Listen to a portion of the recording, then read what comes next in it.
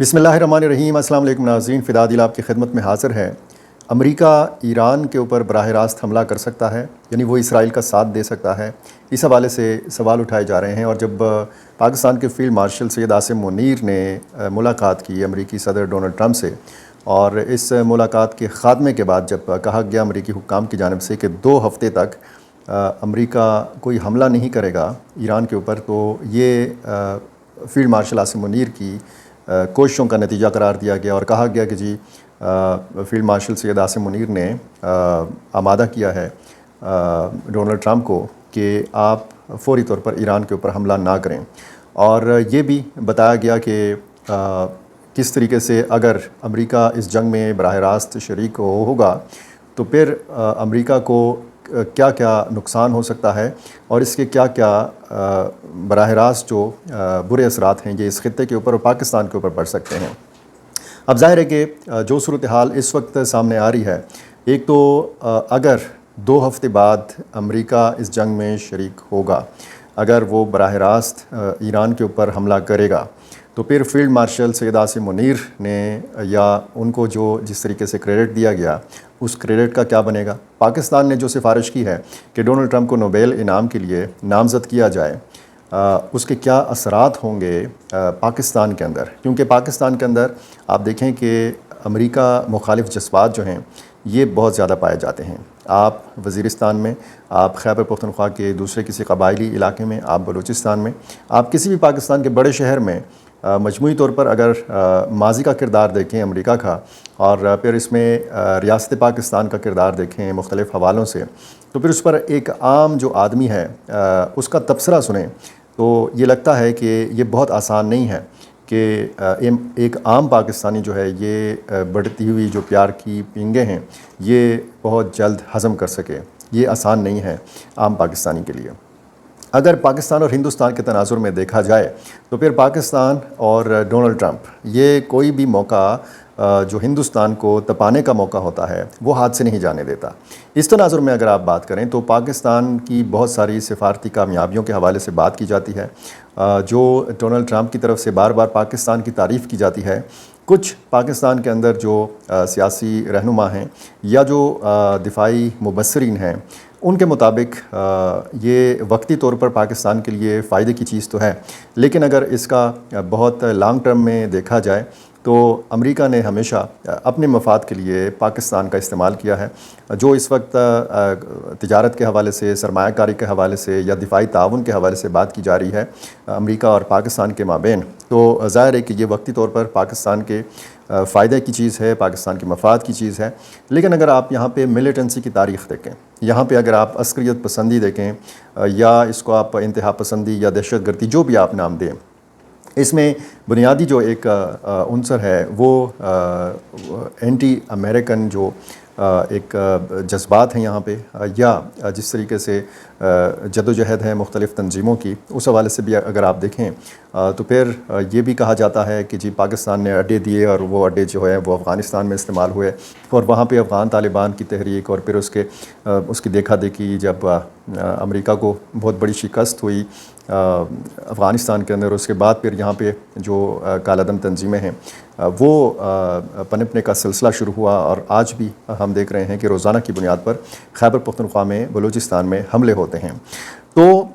یہ رپورٹس ہیں کہ امریکہ ایران پر بڑے حملے کی تیاریاں جاری رکھے ہوئے ہے۔ امریکی فضائیہ کے 4 سے 6 B-2 بمبار طیارے بحر الکاہل میں واقع گوام جزیرے کی جانب روانہ ہو رہے ہیں۔ یہ عالمی رپورٹس ہیں۔ ان طیاروں میں خطرناک بم بھی موجود ہیں جو ممکنہ طور پر ایران کی جوہری تنصیبات کو نشانہ بنا سکتے ہیں۔ امریکی اخبار ٹائمز آف اسرائیل کے مطابق یہ طیارے ہفتے کی صبح میزوری کے وائٹ مین ایئر فورس بیس سے روانہ ہوئے ہیں، اور ان کے ساتھ 4 ریفیولنگ ٹینکر بھی ہیں جو پرواز کے دوران ایندھن فراہم کریں گے۔ برطانوی اخبار دی ٹیلی گراف نے بھی فلائٹ ٹریکنگ ڈیٹا کے حوالے سے رپورٹ دی ہے کہ یہ طیارے اپنی صلاحیتوں کی بدولت ایران کے زیر زمین جوہری تنصیب فردوں کو تباہ کرنے کے قابل ہیں۔ B-2 بمبار طیارے 30,000 پاؤنڈ وزنی بنکر بسٹر بم لے جانے کی صلاحیت رکھتے ہیں جو ایران کی حساس جوہری تنصیبات کو نشانہ بنانے کے لیے استعمال ہو سکتے ہیں۔ یہ عالمی رپورٹس ہیں، عالمی جو اخبارات ہیں، اور ظاہر ہے کہ یہ ایسے اخبارات ہیں کہ جو برطانوی یا امریکی جو اسٹیبلشمنٹ ہیں ان کے بہت قریب تسلیم کیے جاتے ہیں، مانے جاتے ہیں۔ دوسری طرف آپ دیکھیں تو آیت اللہ علی خامنائی جو سپریم لیڈر ہیں ایران کے، یہ محفوظ مقام پر اہل خانہ سمیت منتقل ہو چکے ہیں۔ یہ کہاں پہ ہیں کچھ نہیں پتہ، لیکن امریکی صدر ڈونلڈ ٹرمپ کا یہ دعویٰ ہے کہ ہمیں معلوم ہے کہ ایران کے سپریم لیڈر کہاں چھپے ہوئے ہیں۔ خبر ان کے حوالے سے یہ آئی ہے کہ اگر خدا نخواستہ آیت اللہ علی خامنائی کو شہید کر دیا جاتا ہے تو اس کے بعد ان کا جانشین کون ہوگا۔ 3 نام جو ہیں یہ ایرانی سپریم لیڈر نے تجویز کر دیے ہیں۔ یہ دعویٰ بھی امریکی میڈیا کر رہا ہے، اور یہ 3 نام جو ہیں یہ علماء کونسل کو بھیج دیے گئے ہیں، اور ان کو یہ بتا دیا گیا ہے کہ اگر آیت اللہ علی خامنائی یہ شہید ہو جاتے ہیں تو اس کے بعد ان 3 ناموں میں سے علماء کونسل جو ہے یہ اس کو اختیار ہے کہ ان 3 ناموں میں سے کسی ایک نام کا انتخاب کرے، اور وہ پھر سپریم لیڈر اس کو تسلیم کیا جائے گا ایران کا۔ اس سے پہلے آپ کو پتہ ہے ڈاکٹر ابراہیم رئیسی ان کو جانشین مانا جاتا تھا آیت اللہ علی خامنائی کا، کہ ان کے بعد پھر وہ سپریم لیڈر ہوں گے، لیکن وہ ایک ہیلی کاپٹر حادثے میں شہید ہو گئے تھے۔ ان کا آخری بیرون ملک دورہ جو تھا وہ پاکستان اور سری لنکا کا تھا، آپ کو یاد ہے۔ اسی حادثے میں ایران کے اس وقت کے وزیر خارجہ بھی شہید ہو گئے تھے۔ تو یہ جو مذہبی ادارہ ہے علماء کونسل، یہ اسی قسم کے فیصلوں کا مجاز ہے جو ایران کا ایک موجودہ سیٹ اپ ہے۔ اور امریکہ کی ایک اخبار کے مطابق ایک رپورٹ میں یہ بھی بتایا گیا ہے کہ خامنائی کے 55 سالہ بیٹے مجتبیٰ کا نام بھی جو ہے وہ پہلے کہا گیا تھا کہ اس لسٹ میں شامل ہو سکتا ہے، لیکن یہ بتایا گیا ہے، یہ دعویٰ کیا گیا ہے کہ اب یہ جو 3 رکنی یہ ایک جو نام دیے گئے ہیں 3 رکنی فہرست میں، یہ آیت اللہ علی خامنائی کے صاحبزادے اس میں شامل نہیں ہیں۔ حالانکہ وہ ایک عالم دین ہیں اور پاسداران انقلاب کی بھی بہت قریب مانے جاتے ہیں، ان کو جو ہے ممکنہ جانشین جو ہے وہ سمجھا جاتا رہا ہے۔ اب وہی کیا سپریم لیڈر کے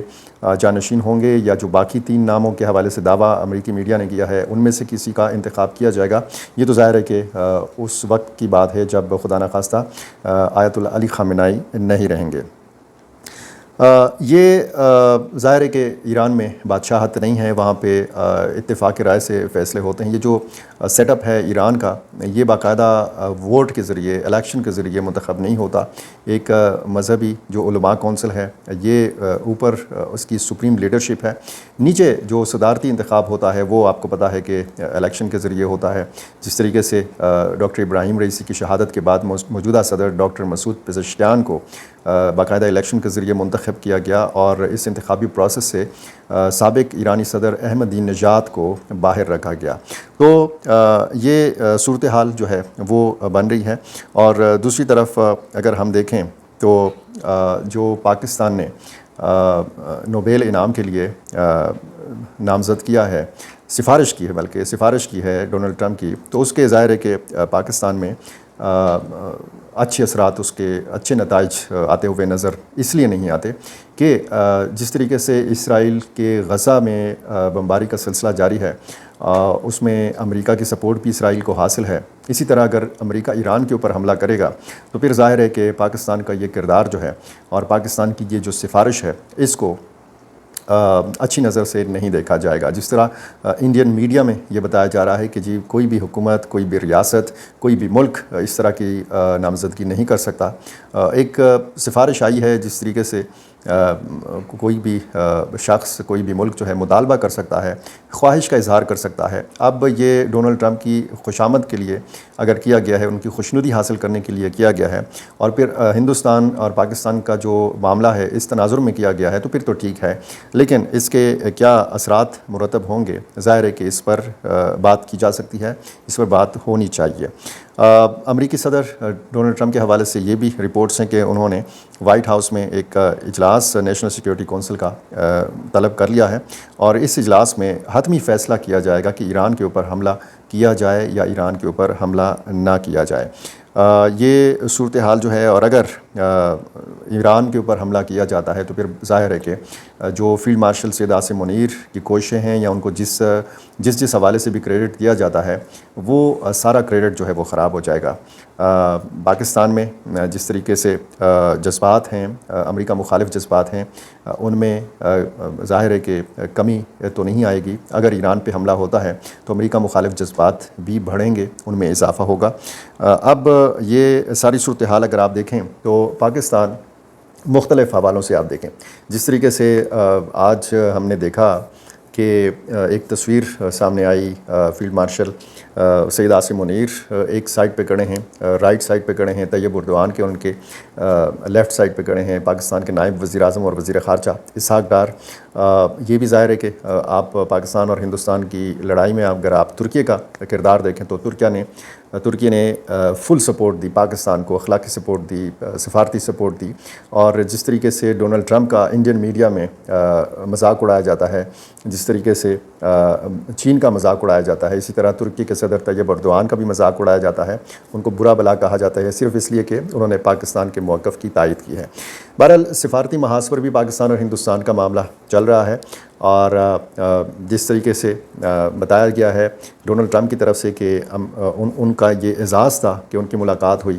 فیلڈ مارشل سید عاصم منیر سے، اور یہ بھی انہوں نے کہا کہ ایران کو وہ ہم سے بہتر جانتے ہیں۔ تو یہ بڑا ظاہر ہے کہ زمانی قسم کا جملہ ہے، کس حوالے سے جانتے ہیں اور کیا آنے والے دنوں میں ہو سکتا ہے۔ پاکستان کی بھی اس معاملے پر نظر ہے، اور پاکستان کی ذمہ داریوں میں اضافہ بھی ہوا ہے، کیونکہ آپ اگر دیکھیں تو حالیہ دنوں میں، حالیہ ہفتوں میں مختلف حوالوں سے آپ کہہ سکتے ہیں کہ پاکستان کی جو جغرافیائی حیثیت ہے اور اس کی جو اہمیت ہے اس پر بہت زیادہ بات ہونے لگی ہے۔ میرا چینل آپ نے ابھی تک سبسکرائب نہیں کیا، یہ کر لیجیے اور مجھے اپنی رائے سے ضرور نوازا کیجیے۔ بہت شکریہ۔